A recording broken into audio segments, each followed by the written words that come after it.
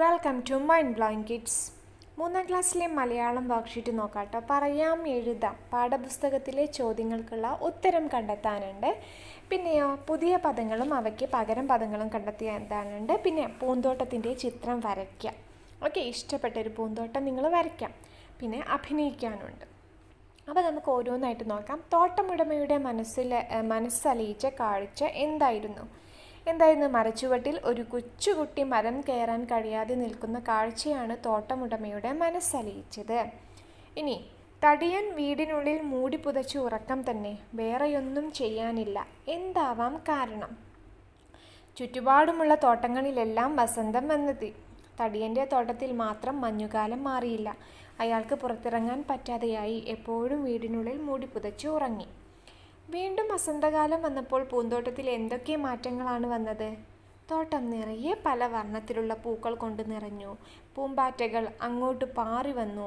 പൂമണം പരത്തുന്ന കാറ്റും പാടുന്ന കിളികളും വീണ്ടും എത്തി, അല്ലേ? അയാളുടെ ഉദ്യാനത്തിൽ മാത്രം വസന്തം വന്നില്ല. എന്തായിരിക്കും കാരണം? കുട്ടികൾ തോട്ടത്തിൽ കയറാതിരിക്കാൻ അയാൾ തോട്ടത്തിനു ചുറ്റും മതിൽ കെട്ടി. കുട്ടികളെ ഓടിച്ചു വിട്ടു. അതുകൊണ്ട് അയാളുടെ ഉദ്യാനത്തിൽ മാത്രം വസന്തം വന്നില്ല.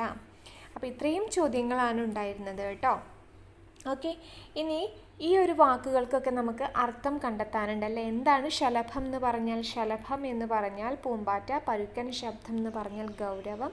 വസന്തം പൂക്കാലം. വണ്ടെത്താൻ വണ്ട്. വർണ്ണം നിറം. അത്ഭുതം ആശ്ചര്യം. ചില്ല കൊമ്പ്.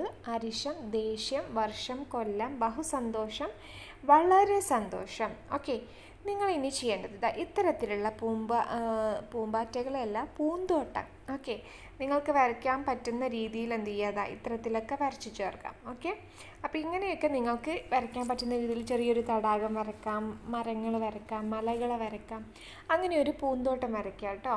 പിന്നെ നിങ്ങൾക്ക് അഭിനയിക്കാം എന്നുള്ളൊരു ഭാഗം കൂടി ഉണ്ടല്ലേ. കോപം കൊണ്ട് അയാളുടെ കണ്ണുകൾ ചുവന്നു. കൊമ്പൻ മീശ വിറച്ചു. ആരാണ് നിങ്ങൾ? എന്താണ് നിങ്ങൾക്കിവിടെ കാര്യം? പരുക്കൻ ശബ്ദത്തിൽ അയാൾ അലറി. പേടിച്ചു പോയ കുട്ടികൾ പറന്നു. ഇത് നിങ്ങൾ നല്ല ശൗര്യത്തിൽ എന്ത് ചെയ്യണം? ഒന്ന് പറഞ്ഞു നോക്കണം. എങ്ങനെയാണ്? ഭയങ്കര ദേഷ്യം വന്നിട്ടുണ്ട്, അപ്പം മുഖം അങ്ങനെയാക്കണം. ആരാണ് നിങ്ങൾ? എന്താ നിങ്ങൾക്കിവിടെ കാര്യം എന്ന് പരുക്കൻ ശബ്ദത്തിൽ ഭയങ്കരമായിട്ട് നല്ല ദേഷ്യത്തിൽ ചോദിക്കണം. അപ്പോൾ ഈ ഭാഗം ഒന്ന് അഭിനയിക്കാമോ എന്നാണ് ചോദിച്ചിട്ടുള്ളത്. ഓക്കെ, അപ്പോൾ ഈ ഒരു ഭാഗം നിങ്ങൾക്ക് അഭിനയിച്ച് കാണിക്കാം. ഓക്കെ, അപ്പോൾ ഇന്നത്തെ വർക്ക്ഷീറ്റ്സ് എന്ന് പറയുന്നത് ഇവയ്ക്കായിരുന്നു കേട്ടോ. എല്ലാവരും വർക്ക്ഷീറ്റ്സൊക്കെ കംപ്ലീറ്റ് ചെയ്യാം. നിങ്ങൾക്ക് വേണ്ടിയിട്ടാണ് വർക്ക്ഷീറ്റ്സൊക്കെ ചെയ്യുന്നത്. അപ്പോൾ നിങ്ങളുടെ സപ്പോർട്ട് ആവശ്യമാണ് കേട്ടോ. ആരും സബ്സ്ക്രൈബ് ചെയ്യാൻ മറക്കരുത്. അപ്പോൾ അടുത്ത വർക്ക്ഷീറ്റ് വരുന്നവരേക്കും ബൈ.